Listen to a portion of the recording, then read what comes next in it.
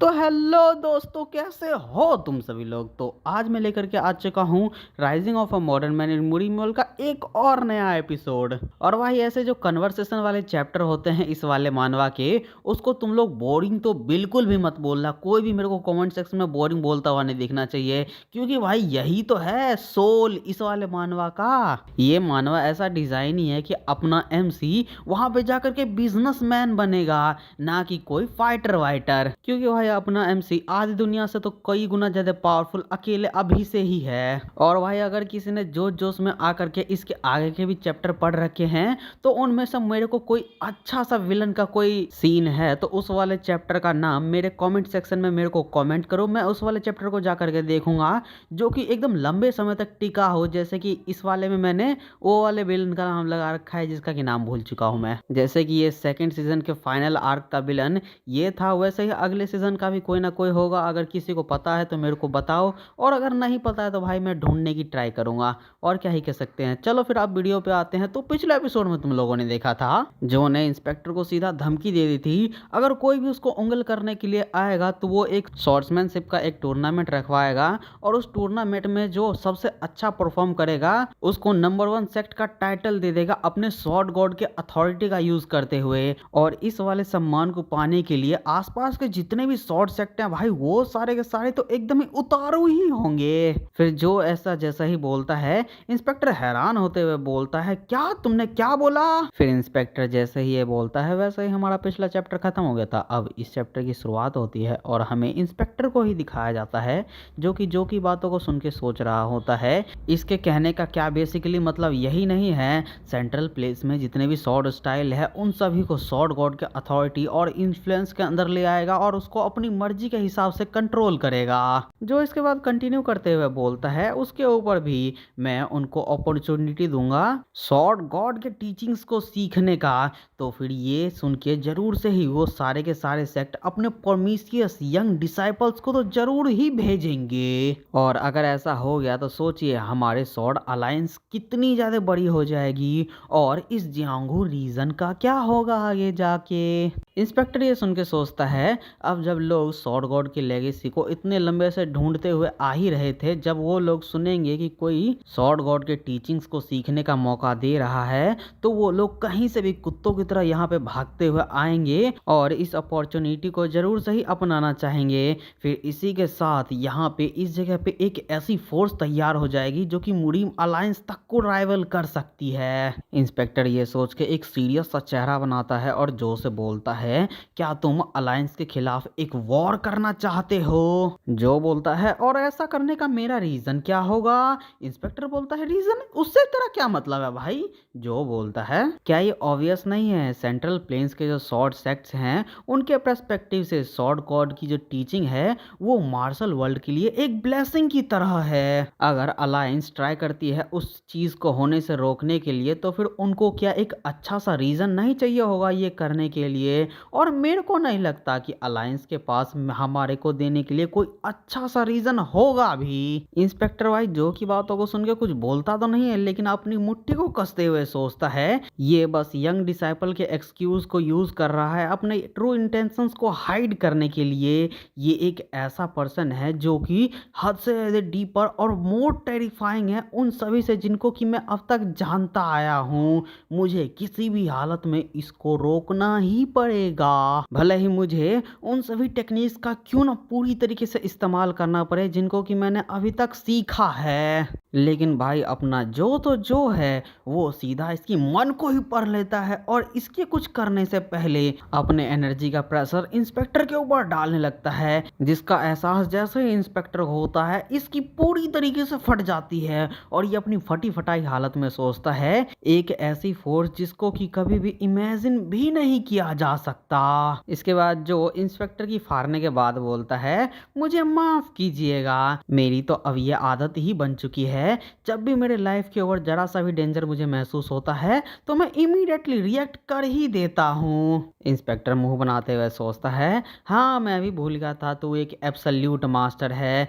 तेरे को देखना बिल्कुल ऐसा है जैसे कि मैं हमारे अलायंस लीडर को ही अपने सामने देख रहा हूँ। इंस्पेक्टर ऐसा सोच के अपने मुंह को ठीक करता है और अपने हाथ को जोड़ के जो से बोलता है, मुझे माफ कर दीजिए कीजिएगा मेरे रूडनेस के लिए। जो ये सुनते ही अपने हरामियों वाली स्माइल को गायब करता है और एक प्यारा सा फेस बनाते हुए बोलता है, अरे मैं तो बस क्यूरियस था, आखिर जनरल इंस्पेक्टर की पावर कितनी होगी, मैं तो बस यही टेस्ट कर रहा था, आप टेंशन मत लीजिए। इंस्पेक्टर बोलता है, प्लीज आप वो जो सॉर्ड गॉड के नाम पे सॉर्ड सेक्ट्स को यूनिफाई करने वाले थे, उस आइडिया को जरा रिकंसीडर कीजिए। उस तरीके से एक जल्दबाजी में किया गया काम हो सकता है कि मुरीम को एक बहुत ही बड़े केओस में भी डाल दे। जो बोलता है, ऐसी बात है क्या, तो फिर मुझे ये बताइए, अगर मैं मुरीम के उन सॉर्ड सेक्ट को प्रोवोक ना करूं, इस चीज के लिए अलायंस मुझे क्या ऑफर करने वाली है। इंस्पेक्टर परेशान होते हुए बोलता है, क्या सच में आपको कुछ चाहिए। जो बोलता है, हाँ यहाँ पे ऐसी 3 चीजें तो हैं। इंस्पेक्टर बोलता है, हैं 3 चीज। जो बोलता है, अगर आपको लगता है कि मेरी डिमांड कुछ ज्यादा ही है तो फिर आप यहाँ से जा सकते हैं, क्योंकि यहाँ पे कोई भी जरूरत नहीं है हमारे एनर्जी को वेस्ट करने का उन चीजों पे जिससे कि हम दोनों पार्टियों को कुछ फायदा होने ही नहीं वाला। इंस्पेक्टर बोलता है, हाँ ठीक है मैं सुनने के लिए तैयार हूँ।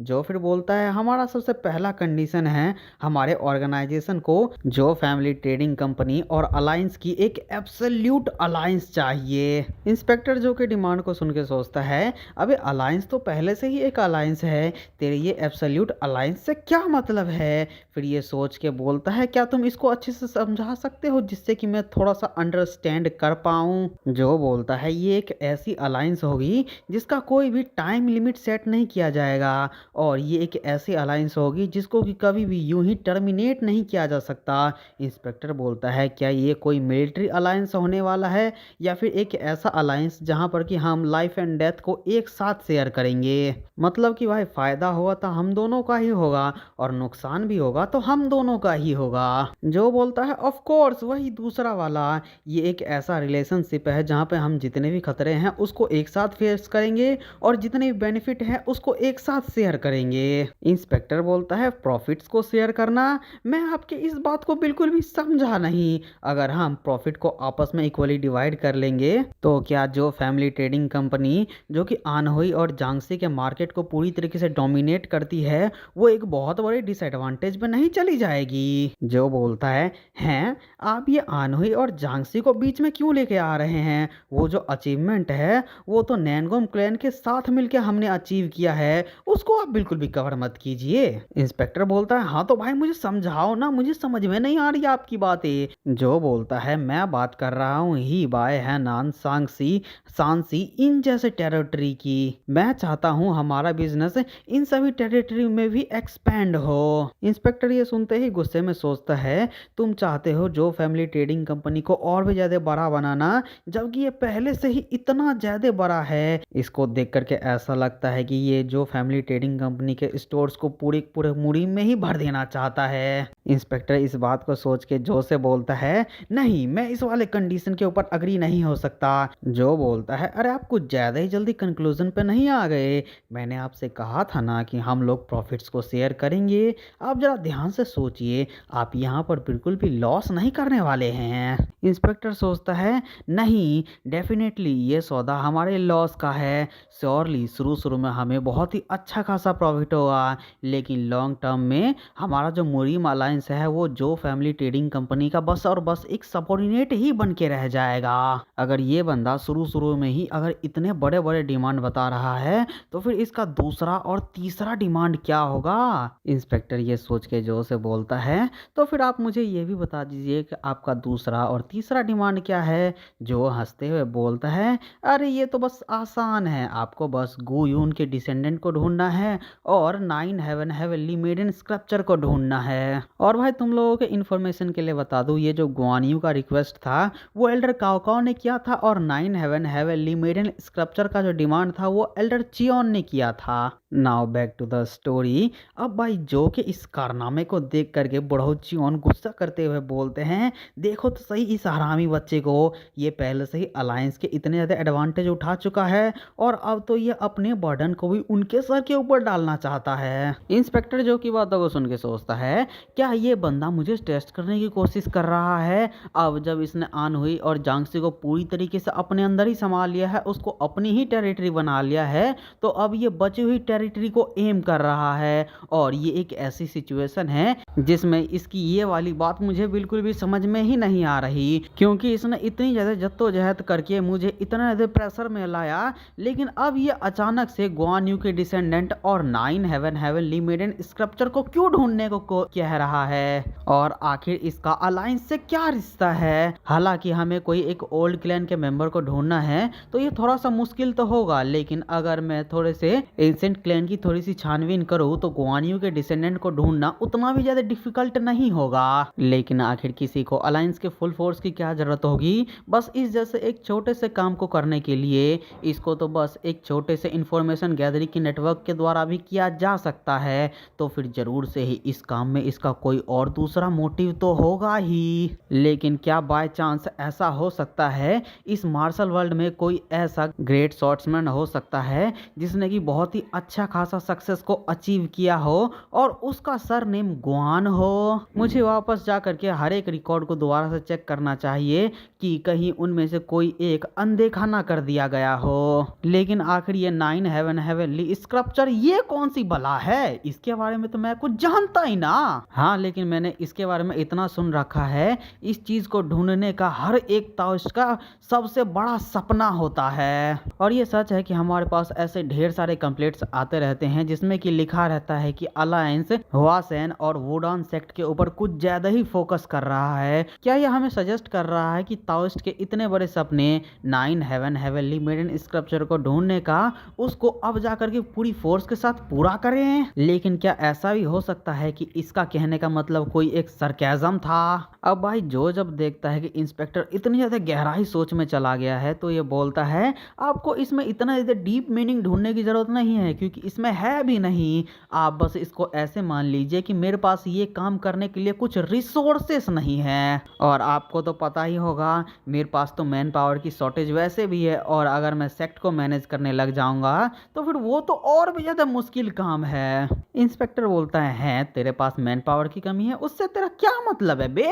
जो बोलता है ओह मुझे माफ कीजिएगा, मेरे कहने का मतलब है अलायंस जो फैमिली ट्रेडिंग कंपनी से कई गुना ज्यादा बड़ा और मैन पावर में हद से ज्यादा पावरफुल भी है, इसीलिए मैं बोला था बस। अब भाई इंस्पेक्टर जैसे ही ये वाली जो की बात सुनता है ये पिनकते हुए सोचता है तो इसका मतलब ये है इसका ये जो सेकंड और थर्ड रिक्वेस्ट है वो और कुछ नहीं, इसका पर्सनल ख्वाहिश है। नहीं, ये मुरीम अलायंस के लिए किसी प्रकार की घरेलू कामकाज की सेवा नहीं है। अब भाई इंस्पेक्टर की शक्ल बनाता देख करके जो बोलता है अगर आपको ये काम नहीं करना तो मत कीजिए, कोई टेंशन की बात नहीं है। इंस्पेक्टर ये सुनते ही पूरी तरीके से फ्रस्ट्रेट होते हुए सोचता है ये हरामी मेरे को पूरी तरीके से कंफ्यूज करने में लगा हुआ है। मुझे स्टोन बुद्धा ऑफ इंस्पेक्टर कहा जाता था, जो कि कभी भी अपने इमोशनल डिस्टर्बेंस को नहीं दिखाता है, लेकिन ये बंदा मुझे गिरगिट की तरह हमेशा रंग बदलने पे मजबूर कर ही दे रहा है। इंस्पेक्टर ये सोच के अपने सिर के ऊपर हाथ रखता है और बोलता है देखो अलायंस कोई एक ऐसी छोटी सी ऑर्गेनाइजेशन नहीं है जिसको यूं ही इतनी आसानी से मैनिपुलेट किया जा सके। आखिर तुम अपने पर्सनल काम को अलायंस जैसे एक इंपॉर्टेंट इवेंट में कैसे मिक्स कर सकते हो। जो ये सुनते ही अपने मुंह को बनाते हुए बोलता है अच्छा ऐसी बात है क्या, अगर अलायंस यही चाहती है तो फिर आपका बहुत बहुत शुक्रिया आपके इतने ज्यादा हार्ड वर्क के लिए। अब भाई इंस्पेक्टर जैसे ही ये सुनता है ये गुस्से में पूरी तरीके से फट पड़ता है, ये चिल्लाते हुए बोलता है तू हरामी कमीना कहीं का। इतने में ही बीच बचाव करने के लिए जांगो आता है और इंस्पेक्टर को शांत करवाते हुए बोलता है योर एक्सीलेंसी प्लीज आप शांत हो जाइए, आप यहाँ पे बातचीत करने के लिए आए हैं ना कि लड़ने के लिए। इंस्पेक्टर सोचता है अबे हरामी लेकिन आखिर तू किसके साइड पे है। जीगल भी चिल्लाते हुए बोलता है योर एक्सीलेंसी नहीं, अगर आपने यहाँ पे अपना स्वॉर्ड निकाला तो फिर आप ही की यहाँ पे हार होगी। इसके बाद जिन अपने मुंह से लाड टपका के हंसते हुए बोलती है अगर आप थोड़ा सा खून किसी एक मार्शल मास्टर के अंदर से दे दे तो फिर मैं कोशिश करूंगी बड़े भाई जो हुआई को थोड़ा सा मनाने की। फिर ईलोंग भी बोलता है हाँ बिल्कुल ये जो हुआई के लिए भी एकदम ही सेम है, मेंस को थोड़ी सी रेसलिंग करके और एक दो जाम टकरा करके एक दूसरे से ओपन अप हो जाना चाहिए, आखिर फालतू में यूं ही बीच बीच में ऐसे लड़ाई करने का फायदा ही क्या है। इसके बाद सांगरोक खड़ा होता है और हंसते हुए बोलता है बस यही तो है तुम जैसे छोटी सोच वाले मर्चेंट की लिमिट, तुम भले ही बाहर से इतने बड़े मॉन्स्टर से दिखते हो लेकिन तुम्हारा दिल अंदर से एक मर्चेंट का ही तो है। अब ये सांगरोक को यूं कलेश करता देख करके बीच में जो आता है और उसको हवा में उठा लेता है। और जब ये होता सोसो देखती है तो ये चिल्लाते हुए बोलती है, तुम लोग यहीं के यहीं रुक जाओ, नहीं तो तुम ओल्डर ब्रदर ई लोंग को कहीं पे हर्ट कर दोगे। आखिर तुम लोग इतने ज्यादा चाइल्डिश कैसे हो सकते हो। सोसो की बात सुन के जियांगो सोचता है, लेकिन यहाँ पे जो सबसे ज्यादा चाइल्डिश है वो तू है बच्ची। इसके बाद जो भी अपने शॉर्ट लेविटेशन टेक्निक को रिलीज करता है और सांगरो को उठा करके दीवार पे मारता है। सांगरो की इतनी बेइज्जती सहने के बाद अपने सीकल को निकालता है और चिल्लाते हुए बोलता है, मैं भले ही आज यहाँ पे मारा क्यों ना जाऊं, लेकिन मैं अपने प्राइड के ऊपर इतना बड़ा इंसल्ट को यूं झेल नहीं सकता। आज तो यहाँ पे खून की नदियां बहेंगी, नदियां। जो भी ये सुन के सांगरो को चिढ़ाते हुए बोलता है, अबे मुझे तो तेरे को डील करने के लिए कोई एक मार्शल टेक्निक भी नहीं चाहिए, मैं तो यूं ही तेरे को चुटकी में हरा दूंगा, आजा। सांगरो की ये सुनते ही तेजी में चिल्लाते हुए जो के ऊपर अटैक करने को निकल जाता है। और भाई इस कारनामे को जैसे ही हुन देखती है, ये वैसे ही एक खतरनाक सा आइस का अटैक कर देती है और आसपास चारों तरफ आइस ही आइस फैला देती है और एकदम खतरनाक तरीके से बोलती है, हिलना भी मत, नहीं तो तुम्हें पूरी तरीके से फ्रीज कर दूंगी। फिर भाई ह्यून के ऐसा बोलते ही ये चैप्टर और ये वीडियो यहीं पर ही ख़त्म हो जाता है। आई होप कि तुम लोगों को ये वाली वीडियो पसंद आई होगी। मैंने कन्वर्सेशन को इंटरेस्टिंग करने के लिए थोड़ा सा अपनी तरफ से भी बातों को भी ऐड किया है इसीलिए। तो चलो फिर मिलते हैं अगली वीडियो में, तब तक के लिए बाय बाय।